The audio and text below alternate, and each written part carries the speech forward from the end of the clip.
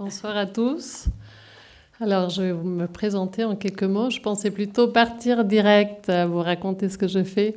Je trouvais ça plus intéressant, mais je vais quand même prendre un petit moment pour vous raconter qui je suis et comment je suis arrivée au chamanisme. Alors, j'ai fait Sciences politiques à Genève, donc j'étais quelqu'un de totalement pragmatique. J'étais même athée, je croyais en rien. Et la vie, je dis toujours, m'a amenée à travers l'expérience. Donc tout ce que je vais vous raconter ce soir, je l'ai expérimenté sur moi, sur ma peau, j'ai vraiment vécu tout ce que la méthode que j'enseigne, je l'ai découverte à travers l'expérience. Donc j'étais quelqu'un de très pragmatique, j'avais besoin de voir pour croire. J'ai un père qui est ex-jésuite et ma mère qui est psychologue. Et puis, ils ont eu un peu des traumatismes avec ces deux voies. Donc, ils ne m'ont pas amenée dans ces deux voies. C'est-à-dire, je n'ai pas eu l'analyse psychologique et je n'ai pas non plus vécu dans une religion. Je n'ai pas grandi dans une religion parce que pour mon père, c'était très dur comme expérience, l'expérience jésuite. Donc, voilà, j'ai grandi, je dis, en lien avec la nature. Je me croyais athée. Mais en fait, j'ai découvert à travers la vie que j'étais totalement reliée en fait, à Dieu et à la vie, à la nature. Et je ne m'étais pas rendu compte parce que c'était naturel. Alors, petite, je voyais les esprits de la nature. Ce sont des êtres vivants qui existent, qui les dessinent dans les dessins animés. Et ils ressemblent beaucoup, beaucoup à ce qu'ils sont. Je pense qu'on les a tous vus ici. Vous tous qui êtes là présents, on les a tous vus. C'est juste que vers l'âge de 6-7 ans, on rentre dans le système éducatif qui sépare les deux hémisphères, c'est-à-dire on rentre dans la logique et puis on ne nous décrit pas les esprits de la nature. Donc on ne nous les décrit pas, on ne sait pas. Là on dit ça c'est un arbre, ça c'est un verre, une chaussure, un mur, etc. Mais les esprits ou le monde invisible, on ne le décrit pas. Alors, on n'a pas conscience de ça. Comme on n'a pas conscience de ça, on ne peut pas en parler. Donc, on ne va pas utiliser la logique ou l'hémisphère de la logique pour parler de ça. Donc, comment je suis arrivée à ça ? Je suis arrivée par l'expérimentation, c'est-à-dire depuis toute petite, je voyais les esprits de la nature, je jouais avec eux, je voyais aussi les personnes décédées. Ils venaient me chercher. Et j'ai découvert beaucoup plus tard que c'est ce qu'on appelle un phare. Ils venaient me chercher parce que j'avais une lumière phare qui leur permettait de me retrouver. Et normalement, je devais les aider à changer de dimension. Mais moi, je ne savais pas qu'est-ce que ça voulait dire. J'avais oublié que j'avais ce don, c'est-à-dire je ne savais pas qu'est-ce que je devais faire avec eux. Et donc, ils m'embêtaient, ils déplaçaient les objets, ils jouaient au piano, et tout cela devant les autres, parce que sinon, je serais devenue folle, en fait. Je n'aurais pas pu gérer tout ça toute seule. Donc, heureusement, c'était devant ma famille, mes amis et tout ça. Donc, ils ont vu ce qui se passait, mais ils ne voyaient pas la personne qui était là pour déplacer l'objet ou pour jouer au piano, etc., ou fermer la porte. Et donc, voilà, j'ai grandi dans la peur avec ça, parce que quand personne m'expliquait pourquoi je les voyais et pas les autres, j'avais très, très peur. Et vers l'âge de 22-23 ans, j'ai développé une sclérose en plaques qui m'a paralysée. Je vous disais que j'étais athée parce qu'en fait, je viens d'un pays, la Colombie, où il y a beaucoup de violence, c'est un pays très dur au niveau de la réalité. Et je me disais toujours, mais si Dieu existe, pourquoi il y a autant de personnes qui souffrent et qui implorent Dieu et qui demandent à Dieu de les soutenir et de les aider? Donc je me disais, mais comment c'est possible que Dieu il existe, mais il n'écoute pas ces gens? Alors j'avais décidé que j'étais en colère avec Dieu et qu'il n'existait pas. Et je vous raconte tout ça parce que la sclérose en plaques m'a vraiment amenée vers l'intérieur, parce que j'étais bloquée de mes 4 membres. Donc, et la science ou cette dimension-là n'avait pas de solution. Il n'y avait pas de solution. Donc on m'a dit, la seule façon, c'est rentrer dans le monde scientifique, c'est-à-dire prendre des médicaments pour voir si on arrive à trouver une solution, parce qu'on n'a pas de solution. Et donc, je me suis dit, bah, si ce n'est pas par là, bah, je vais chercher ailleurs. Et c'est ce que la maladie m'a obligée à rentrer en moi, parce que je n'avais pas la possibilité de marcher, je n'avais pas la possibilité de faire autre chose. Donc, elle m'a vraiment obligée à rentrer en moi. Et quand je suis rentrée en moi, je me suis rappelée quand j'étais plus petite, plus jeune, et que je jouais avec la réalité. Et je me rappelle que je jouais avec les élémentaux, je jouais à imaginer ma réalité, je jouais à créer ma réalité. Et ça m'a réveillée justement ce pouvoir créateur que je veux vous partager ce soir. Et je suis arrivée à vraiment rentrer en lien avec mes cellules, les cellules du corps, mes sens, et les amener vers une autre dimension. Et c'est comme ça que j'ai redécouvert mon pouvoir créateur et que j'ai découvert aussi le lien à Dieu ou le lien à l'univers ou le lien à l'invisible, comme on veut l'appeler. Mais c'était un voyage d'expérimentation totale, donc je l'ai vraiment subi.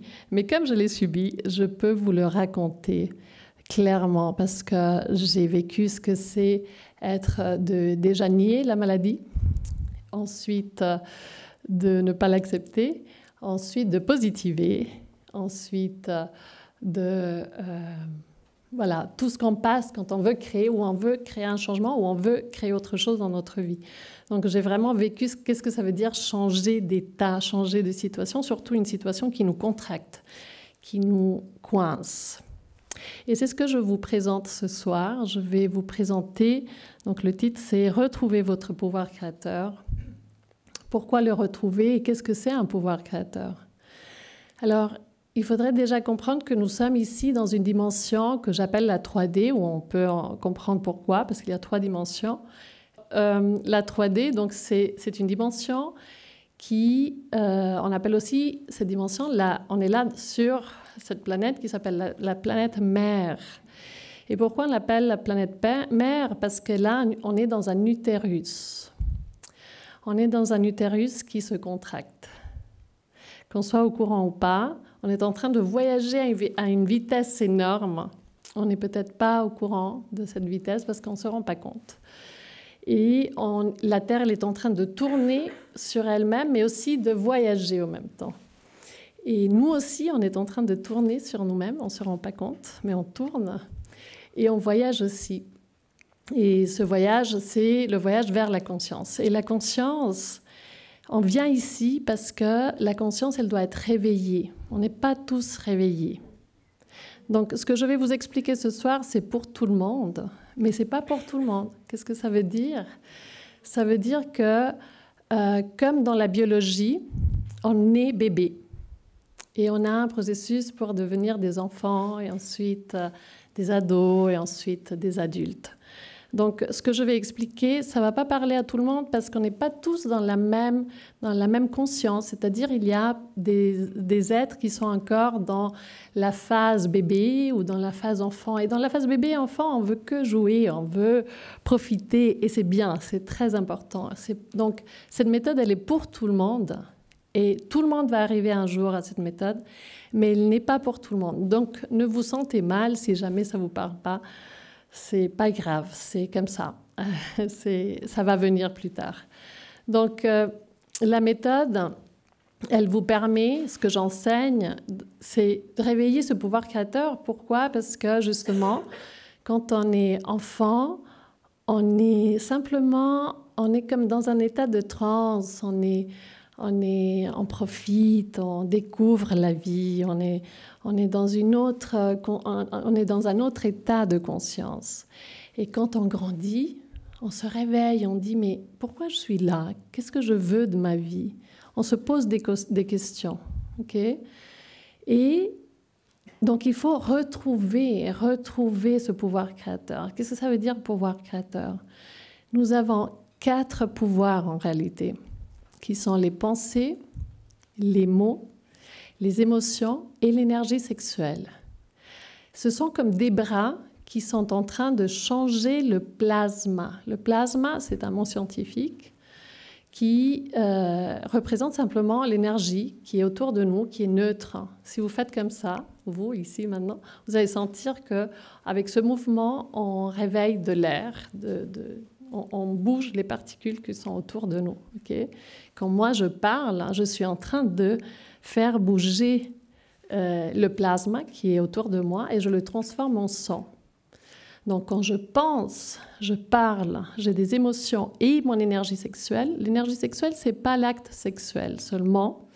Il fait partie de l'énergie sexuelle, mais ce n'est pas seulement l'acte sexuel. L'énergie sexuelle, quand vous arrivez à un endroit, vous scannez avec votre énergie l'endroit et vous vous sentez à l'aise ou pas. Ça, c'est l'énergie sexuelle. Quand vous connaissez quelqu'un que vous venez de voir, vous allez le scanner aussi. Vous m'avez scanné quand je suis arrivée dans cette chambre, chacun de vous, pour voir quelle est votre sensation en me voyant. Donc, on a tous l'énergie sexuelle qui est comme un bras qui est en train de scanner, de bouger le plasma qui est autour de nous. Donc, pensée, mots, émotions, énergie sexuelle. Et pourquoi il faut la retrouver? Parce qu'en fait, je vous disais, quand on est enfant, on est dans l'enthousiasme. On n'est pas conscient de tout ce qui arrive. On est simplement dans un état un peu joyeux, un état qui est totalement normal. On n'a pas de discernement. Vous voyez ce que je veux dire? Donc, c'est totalement un état d'extase ou de transe presque. Et puis l'adolescence arrive et on se pose des questions et c'est pourquoi cette mère, pourquoi ce père, et on les critique et on critique la société. Et c'est très important cet âge-là parce que c'est justement l'âge qui nous permet de discerner. Est-ce que ça j'aime pas? Est-ce que je veux ça dans ma vie? Est-ce que je le veux pas? Et c'est très important cet âge-là parce qu'il va marquer justement le discernement, la différence. Il va nous sortir de cet état de transe et de joie dans lequel on est. Si on donne un couteau pour comprendre bien ce que je veux dire par là, si on donne un couteau à un bébé, il va se blesser parce qu'il n'a pas de discernement. Vous voyez? Donc, c'est ça le discernement. Lui, et c'est ça l'état bébé. Le bébé, il est dans son extase. Il veut que reconnaître tout ce qui lui passe par la main. Il veut que reconnaître sa vie et même si c'est douloureux, même si on lui met un couteau dans la main, il va aller l'amener dans la bouche ou il va le bouger parce qu'il n'a pas de conscience. Alors, reconnaître son pouvoir créateur demande une autorité, un discernement. Et cette action, elle est très importante. Parce que pour créer de la réalité et sortir de l'inertie, qu'est-ce que c'est l'inertie? L'inertie, c'est l'état intérieur. Si on part de cette chambre aujourd'hui et on l'abandonne pendant quelques mois, il y aura plein de petites bêtes qui vont sortir de partout et peut-être même des arbres ou des racines qui vont se glisser par le sol. C'est ça l'inertie. Ok? C'est un état intérieur. Et cette inertie, elle est en nous et elle est à l'extérieur. Donc, redécouvrir son pouvoir créateur demande un discernement et demande une action, demande une autorité, une conscience qui est l'autorité. Pourquoi? Parce que dans cette dimension, et j'ai dans ma main depuis le début un pendule, parce que dans cette dimension, c'est la dimension, tu as parlé, tu as dit, c'est les deux dimensions plus une. C'était très bien dit, c'était très beau comme tu l'as dit. C'est deux dimensions plus une. Ça veut dire qu'il y a une dualité constante, noir, blanc, jour, nuit, bien, mal. C'est la dimension de la dualité. C'est-à-dire que par automatisme, tout le temps, même si je suis consciente ou pas, la vie, dans cette dimension, elle est en train de faire ça, constamment. Dedans et dehors. Qu'est-ce que ça veut dire? Ça veut dire à l'intérieur de moi et à l'extérieur de moi, il y a une dualité. Et c'est l'inertie. Et le pouvoir créateur, donc la personne qui se réveille à son pouvoir créateur, elle doit sortir de cette inertie, de cette dualité. Et elle doit devenir l'autorité, parce que ça, c'est la normalité, ça, c'est l'inertie. Si je ne suis pas consciente de ce que j'aime et ce que je n'aime pas, je ne peux pas créer un changement dans ma vie. Si je ne sais pas où je suis et où je veux aller, je ne peux pas créer de changement dans ma vie. Ce n'est pas possible. Parce que l'inertie, c'est la dualité. Et on le voit. On le voit dans notre planète, dans notre vie, avec 4 paradigmes. La science, la religion, l'économie et la politique. On passe du parti droit au parti gauche. Mais ils répètent les mêmes erreurs. Parce que c'est l'inertie. On passe de dire le bébé, il faut le coucher absolument pas sur le ventre. Après dire, il faut le coucher sur le dos. Mais on a dit 2 ans avant, il faut absolument pas le coucher sur le dos. La science. La religion, ah non, les catholiques, c'est les mauvais. Non, c'est les protestants. Et on peut continuer avec les autres religions. Je donne simplement des exemples.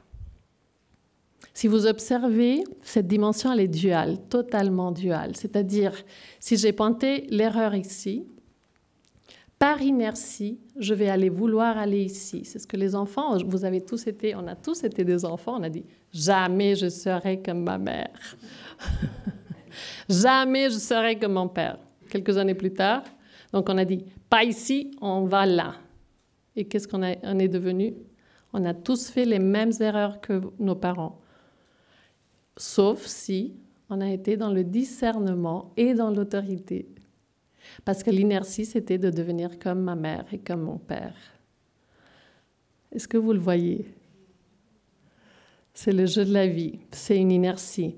Et c'est à nous de dire « Ah non, j'ai compris que c'est ni là, ni là. » C'est ce qu'on appelle le ni-ni dans les cultures asiatiques. Le ni-ni. Ni rester, ni partir. Mais le cerveau, il a la peine à comprendre ça. Quand je vous dis ni rester, ni partir, vous sentez qu'il y a un effort ici qui se crée. Ça veut dire quoi? Ni rester, ni partir.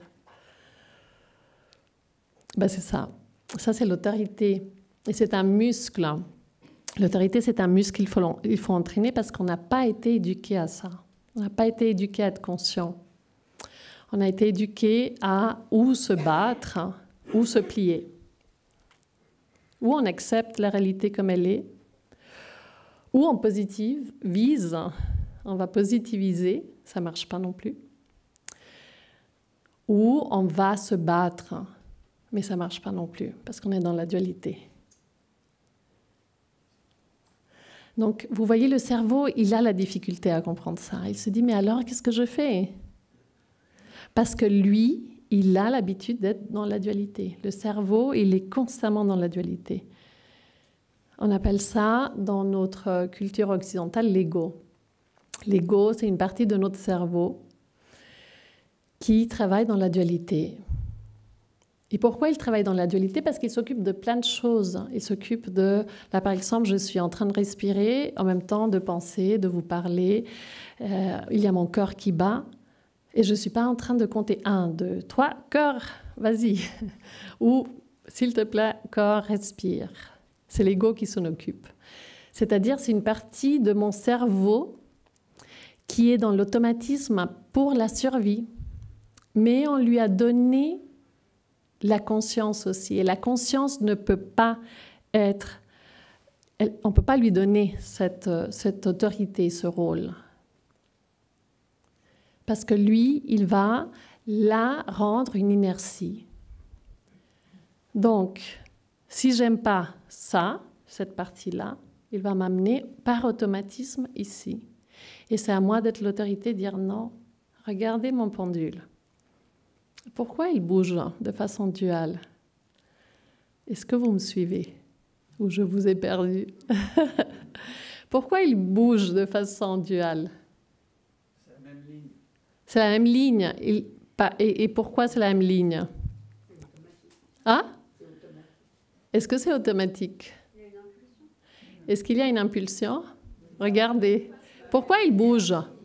Non. Il y a mon doigt. Je sais qui le tient, le pendule.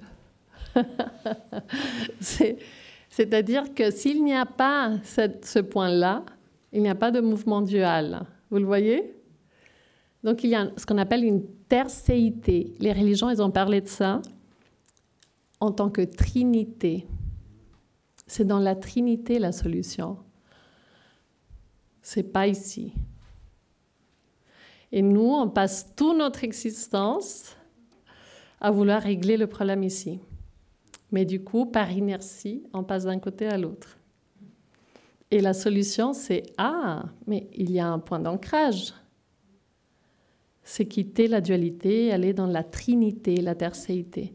C'est la seule façon de retrouver son pouvoir créateur. Sinon, on va se perdre là. Pam, pam, pam, pam, pam, pam, pam, pam. Je passe d'un côté à l'autre. C'est lui la faute. Non, c'est à lui. Non, c'est à elle. Non. Et on passe comme ça toute notre vie. Donc voilà, ça c'est le voyage de la création. C'est trouver le point d'ancrage, celui qui nous tient à la racine de la dualité.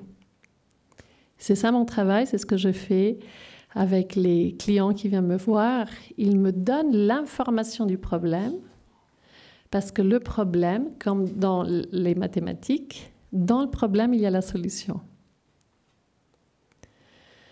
Marc a 10 billes, il donne 3 à Michel, combien il lui en reste? Combien? Combien? 7. Vous voyez, dans le problème, il y a la solution. C'est si simple, la création, c'est totalement simple. Mais nous, on est perdus ici, dans ce qu'on appelle le monde invisible, le monde visible. Ça, c'est le monde visible.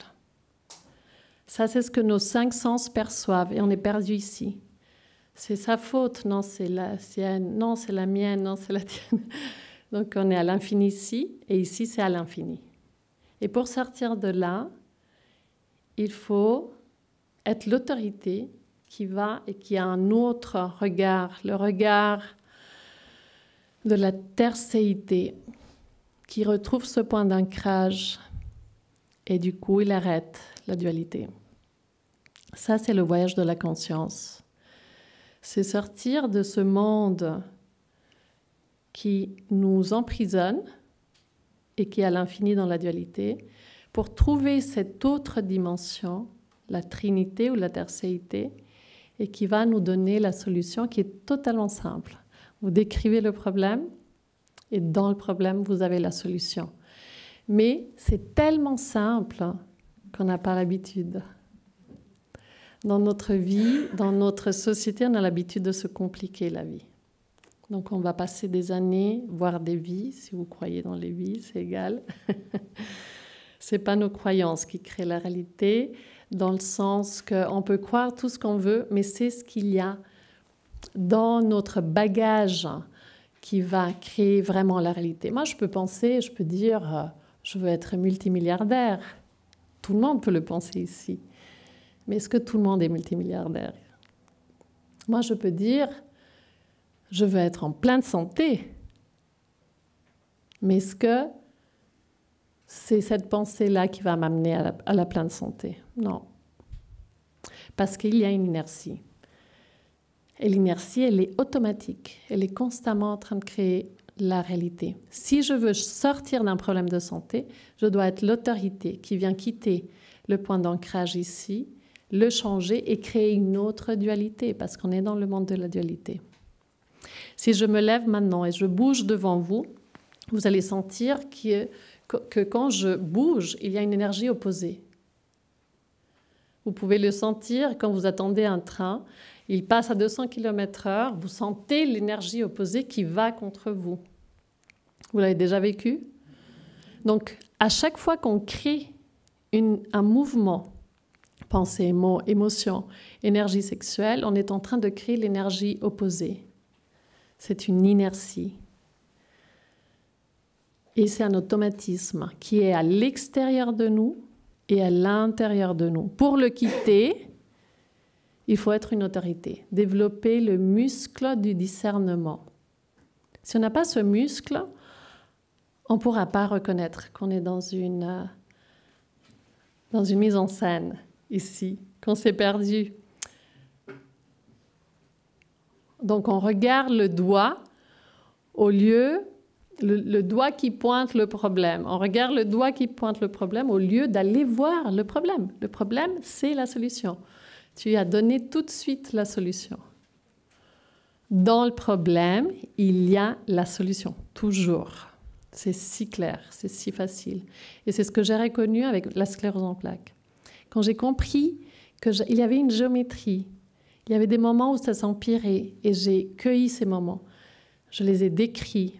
Et en les décrivant, j'ai pu les cerner. Et en les cernant, j'ai pu créer l'opposé. Donc j'ai utilisé la dualité pour créer ma réalité. J'ai utilisé la machine qui est à l'extérieur, qui est par automatisme créée constamment dans la dualité, et je l'ai reconnue en moi, qui par automatisme crée ma réalité. Donc, je peux croire que je suis en pleine santé, mais si moi, je n'arrive pas à vraiment intégrer ça dans ma machine, je ne vais pas créer une autre réalité.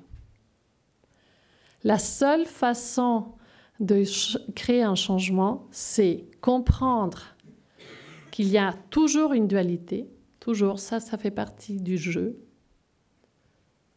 Donc s'il y a un problème, j'essaye de l'éviter, ça ne va pas marcher.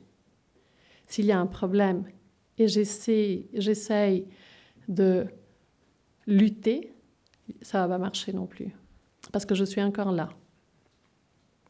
La seule façon de le résoudre, c'est cueillir l'information du problème et il me donne l'information de l'ancrage, du point d'ancrage qui tient cette dualité.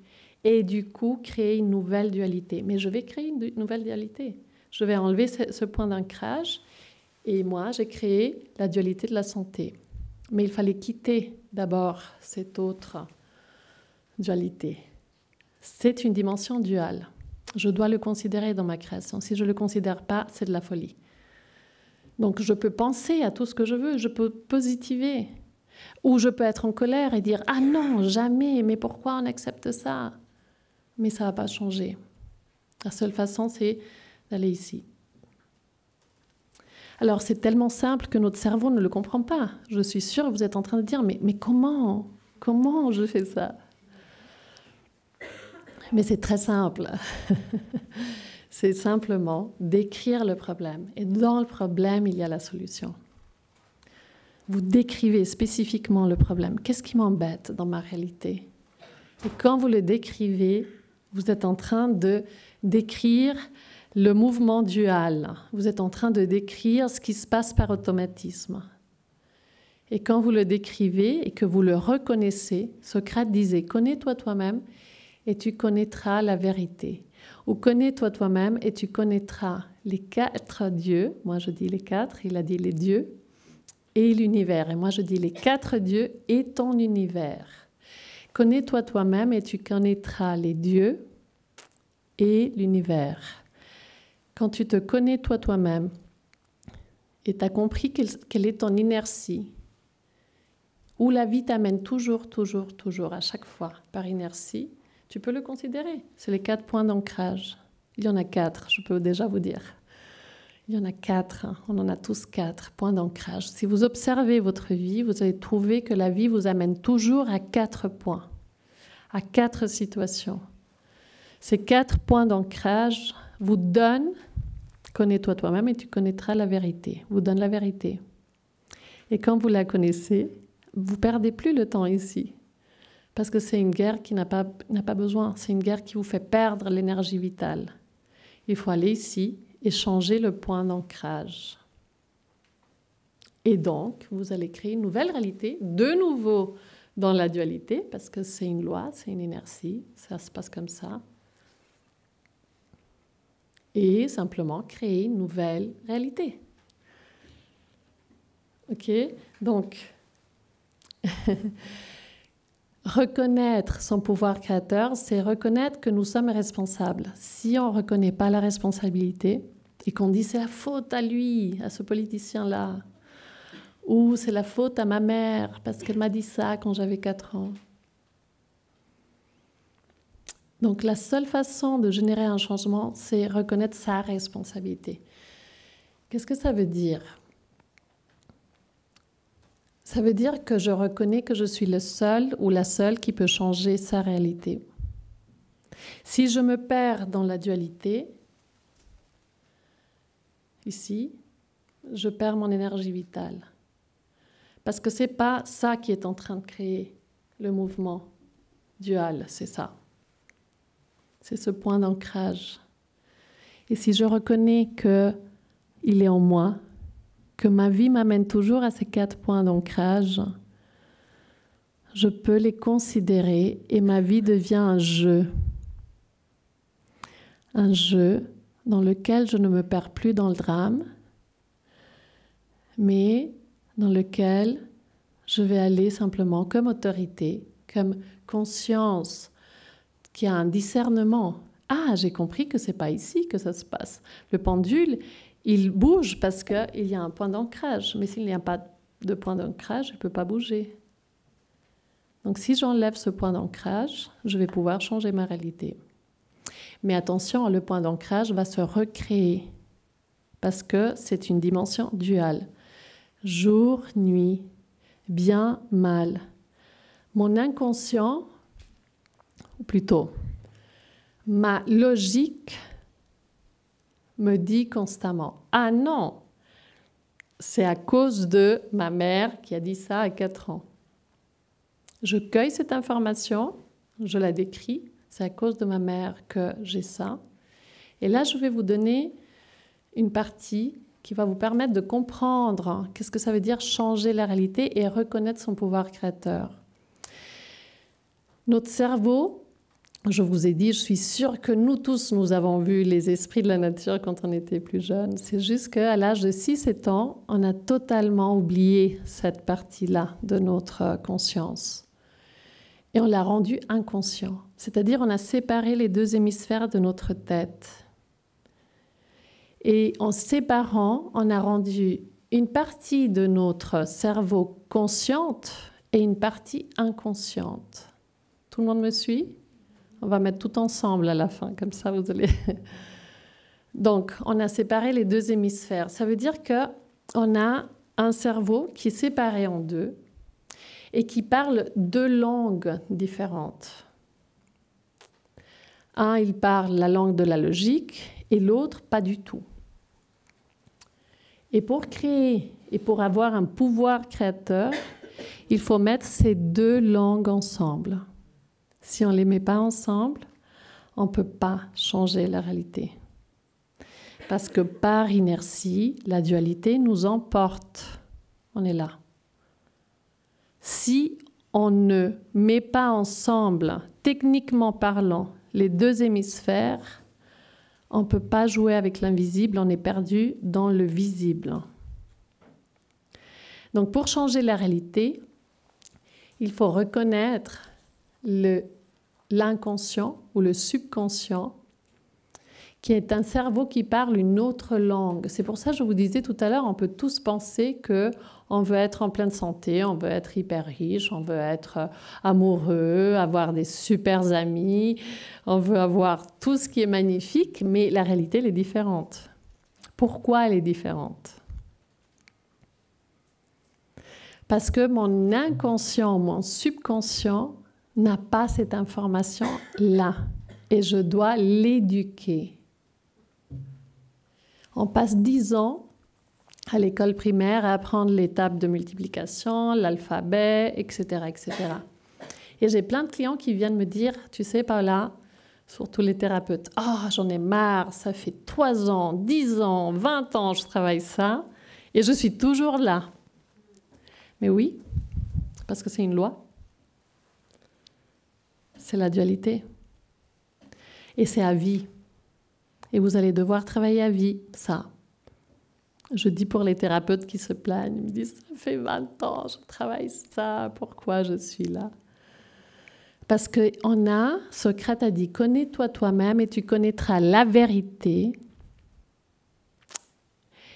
Et il a aussi dit, connais-toi toi-même et tu connaîtras les dieux et l'univers. Qu'est-ce que ça veut dire les dieux? Ça veut dire qu'il y a quelque chose qui crée à travers nous. On revient à l'hémisphère subconscient ou émotionnel ou inconscient. J'utilise tous les mots possibles parce que vous les connaissez avec plusieurs mots. Et c'est cette partie du cerveau, elle n'est pas logique. Elle n'est pas logique, il faut le comprendre. Donc une chose, c'est celle que je pense que je suis en train de créer. Moi, je veux être en pleine santé. Mais une autre, c'est ce que elle, par inertie, elle crée. Connais-toi toi-même et tu connaîtras les dieux qui créent à travers toi et ton univers. Une fois que vous connaissez ces 4, je peux vous dire qu'ils sont 4, je l'ai expérimenté pendant des années et je suis même arrivée au Veda, etc.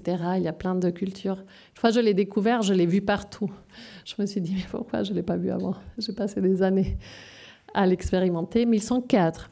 Il y a 4 dieux qui créent à travers nous. C'est-à-dire qu'à chaque fois, on va se retrouver toujours dans les mêmes 4 situations.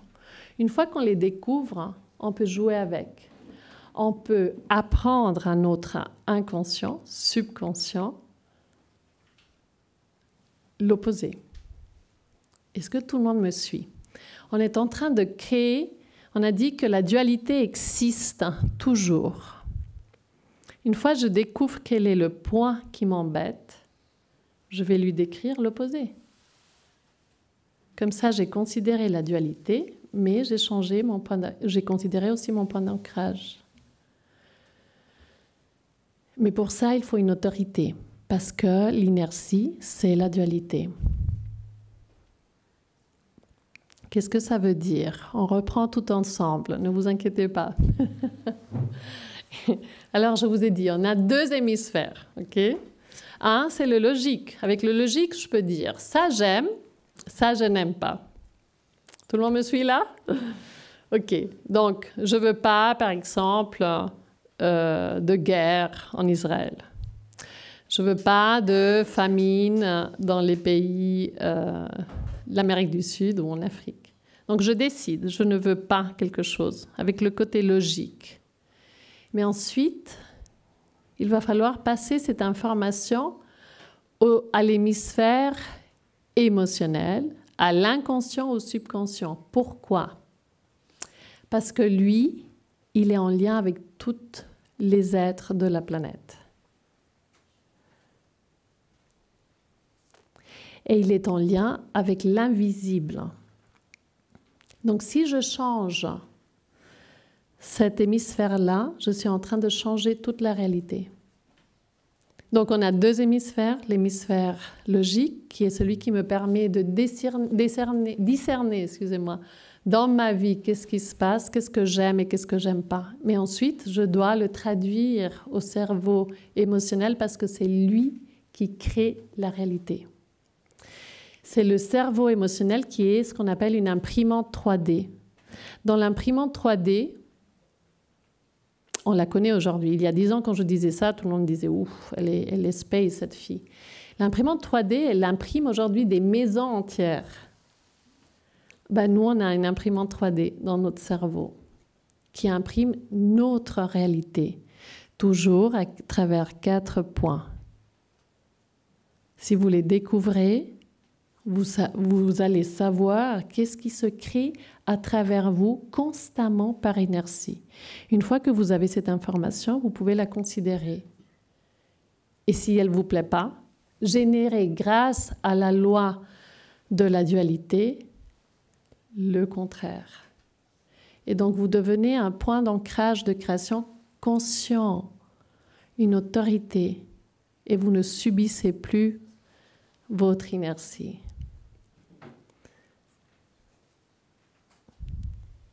C'est très important de connaître l'hémisphère émotionnel parce que c'est lui qui imprime votre réalité. Donc vous pouvez dire 10 000 fois je veux la santé, mais si vous ne transférez pas cette information à votre hémisphère émotionnel, vous n'allez pas avoir de la santé. Vous pouvez prier tous les dieux que vous voulez. Mais si vous ne transférez pas l'information à l'hémisphère émotionnel, qui, dans certaines cultures, est Dieu, est représenté comme Dieu, dans les cultures religieuses, on appelle du cœur, on parle du cœur. Si vous ne donnez pas cette information qu'à travers votre expérience, vous êtes en train d'acquérir, votre logique vous dit ça j'aime, ça je n'aime pas. Mais si vous ne transférez pas cette information à l'hémisphère émotionnel, vous n'allez pas changer votre vie et on ne va pas changer notre planète non plus. Elle va continuer à répéter les mêmes histoires et c'est ce qu'on fait depuis des décennies, des siècles. On croit qu'on change parce qu'on a plus de techniques, plus de communication, mais il n'y a pas plus de communication. On est juste passé d'un côté à l'autre. Mais est-ce qu'on communique plus? Les enfants, maintenant, ils ont des téléphones. Est-ce qu'ils communiquent plus avec les parents? Au contraire. Au contraire. Au contraire. On a créé la communication pour communiquer plus. Ah, on communique moins. Voilà, c'est l'inertie. Pour changer la réalité, on peut tout faire ici. Ça ne va jamais fonctionner. La seule façon, c'est aller ici. Devenir l'autorité qui a ce point d'ancrage, qui a une conscience sur le point d'ancrage. Et du coup, il le gère. Il gère cette dualité. Il ne la subit pas. Donc, on va donner, grâce à notre cerveau logique, l'information qu'on accueille grâce à notre expérience de vie et on va la passer à l'invisible, au subconscient, à l'inconscient, à l'ego, à Dieu, à tout ce qu'on veut dire. Et c'est lui, si on l'éduque avec l'information qu'on a reçue, là on pourra changer la réalité, pas dans cette dimension. Cette dimension nous permet d'accueillir l'information grâce à la vie, l'expérience que chacun de nous est en train de vivre.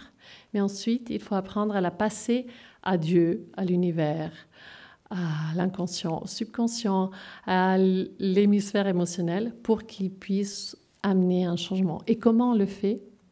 Avec l'éducation. Si on n'est pas l'autorité qui éduque l'hémisphère émotionnel, il va répéter par inertie la même situation. Même si on change de technologie, même si on change de parti politique, même si on change de science, même si on change de religion. On va faire les mêmes erreurs. Parce que pour créer de la réalité, il faut pointer du doigt, on pointe du doigt, mais on va aller voir 3 fois à l'intérieur, vers soi. Donc là, je suis en train de vous donner un code de création qui est le rythme. On passe un instant à pointer du doigt sur le problème, mais on ne reste pas à regarder le problème. Si on regarde le problème longtemps, on devient le problème. Pourquoi? Parce que nous avons 4 pouvoirs créateurs, pensée, mots, émotions, énergie sexuelle. Et s'ils restent coincés à regarder le problème, qu'est-ce qui se passe? Ils vont le multiplier. Donc, c'est une question de rythme. Oui, on pointe le problème, mais non, on ne le regarde pas longtemps. Sinon, on fait partie du problème. C'est ce qu'on appelle le ni-ni. Ni rester, ni partir. C'est comme ça qu'on crée la réalité.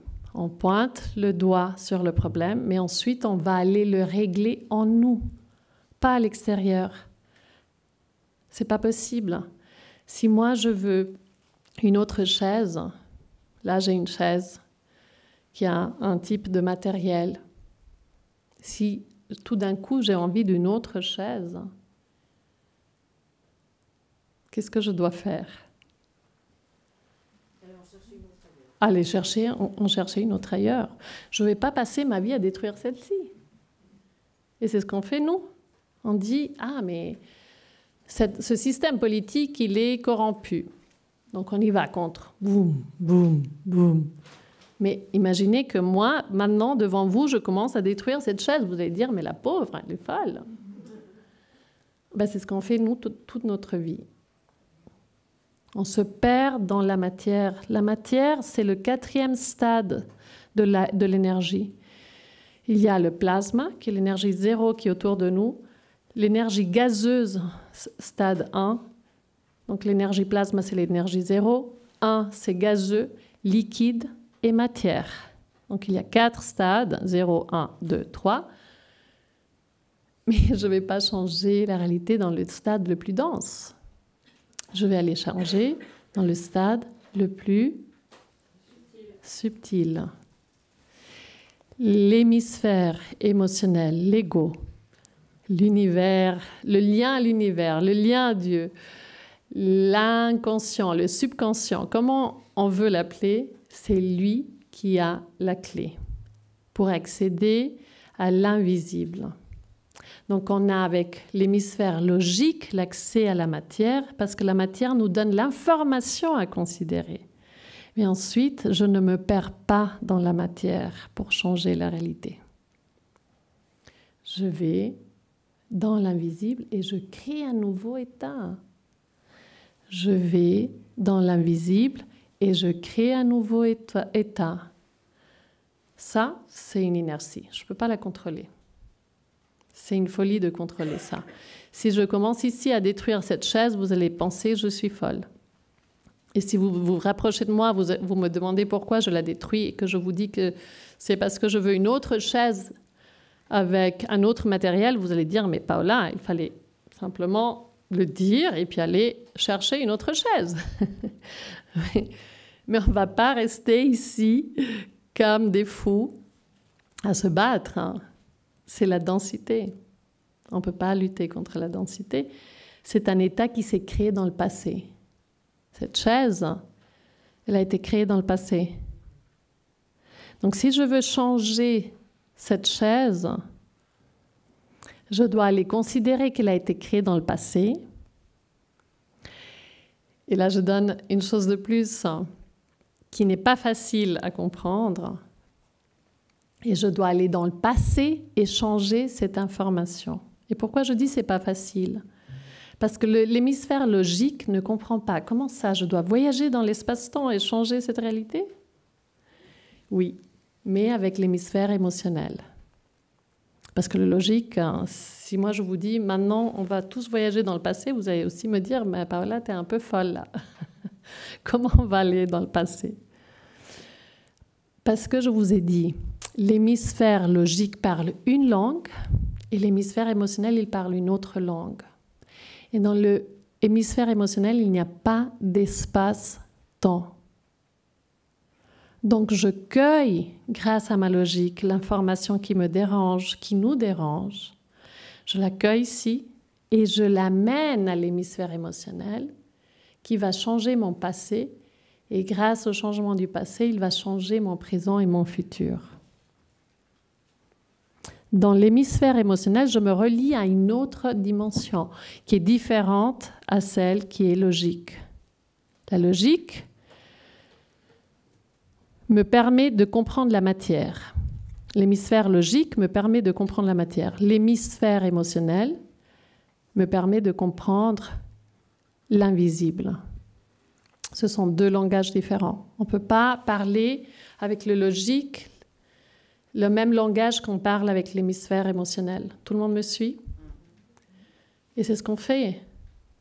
Nous, on passe énormément de temps à vouloir gérer avec la logique un monde qui est invisible, qui n'est pas logique. Donc il faut, pour trouver une autre solution, pour changer notre création, pour changer notre vie, il faut mettre ensemble ces deux hémisphères, ces deux dimensions, ces deux univers qui parlent deux langues différentes. Mais on ne peut pas parler avec le logique, on ne peut pas parler la même langue qu'on parle avec l'hémisphère émotionnel parce qu'on va tout de suite dire « Ouf, là, il y a un délire, qu'est-ce qui se passe ?» Donc vous devez comprendre que la création ou redécouvrir le pouvoir créateur demande avant d'être passé par l'état de l'adolescence dans la conscience, où on se pose des questions. Parce que si je donne cette information à un enfant qui a 4 ans et qui joue avec le sable, la terre, les nuages, il n'aura pas soif, il n'aura pas envie d'entendre ça, c'est trop compliqué. Comment ça, 2 hémisphères, un qui parle une langue qui est logique, qui gère la matière et l'autre qui gère l'invisible, ouf, trop lourd. Donc cette méthode, elle est pour tout le monde, mais elle n'est pas pour tout le monde, parce qu'on a tous des consciences qui sont différentes, qui sont à des stades différents. Et c'est très important qu'elles soient à des stades différents. Parce que pour arriver à vouloir être un pouvoir créateur, il faut d'abord avoir ce qu'on appelle une crise. Ou une crise, ou soif, ou une frustration. Si on n'est pas frustré, tout ce que je vous ai dit, c'est trop space. Et la seule façon de vouloir être autorité, c'est avoir soif de changement. Si on n'a pas soif de changement, on ne pourra pas créer un changement. Pourquoi ? Parce qu'il y a l'inertie. Et l'inertie, c'est la dualité. Et on va se perdre tous les jours dans cette dualité. Et pour changer la réalité, il faut une autorité. Si on ne veut pas être cette autorité et on veut encore jouer, il faut laisser l'espace aux gens de jouer, parce que c'est important. Ils ont décidé que dans cette vie, ils allaient jouer. Donc cette information, c'est surtout pour les gens qui ont soif de créer la réalité, leur réalité.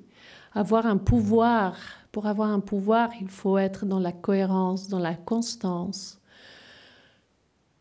Quand je vous disais tout à l'heure, c'est surtout les thérapeutes qui viennent me voir, ils me disent « j'en ai marre, ça fait 20 ans que je travaille ça ». Je leur dis « ça va être pour toute la vie ». C'est pas possible, c'est comme les dents. Dès que tu as des dents, on t'apprend à te laver les dents. Et tu dis pas « ah, je les ai lavées les 10 dernières années, je vais arrêter maintenant ». Ça ne se passe pas comme ça. La conscience, il faut la laver, c'est nécessaire de laver la conscience. C'est comme le corps humain. Donc, il faut un pouvoir, il faut une autorité qui va pas tomber dans l'inertie, parce que c'est l'inertie, c'est l'état. Si je laisse tomber Liliane, elle ne va pas être heureuse, mais si je laisse tomber ce pendule, l'inertie fait qu'il tombe par terre. Donc l'inertie, c'est la dualité. Si je veux créer un changement, je dois être l'autorité qui vient ici et qui change ce point d'ancrage. Ça demande un effort. Donc, un enfant qui est en train de jouer avec le sable et qui veut profiter du soleil, du sable, il faut le laisser dans le soleil et le sable. Quand il aura envie de changer sa réalité, il va pouvoir découvrir son pouvoir créateur et avoir soif pour être cette autorité. C'est un muscle, l'autorité, qui va du coup changer sa création et qui va devenir l'autorité ou le Dieu. Connais-toi toi-même et tu connaîtras les dieux et l'univers, qui va devenir l'autorité ou le Dieu qui va créer alors, par discernement, sa réalité. Voilà l'invitation que je vous fais à tous ceux qui ont soif de découvrir son autorité. Ça demande un effort constant, mais c'est délicieux une fois qu'on se relie à son pouvoir créateur. Mais si vous n'avez pas de soif, ne vous embêtez pas, c'est très bien.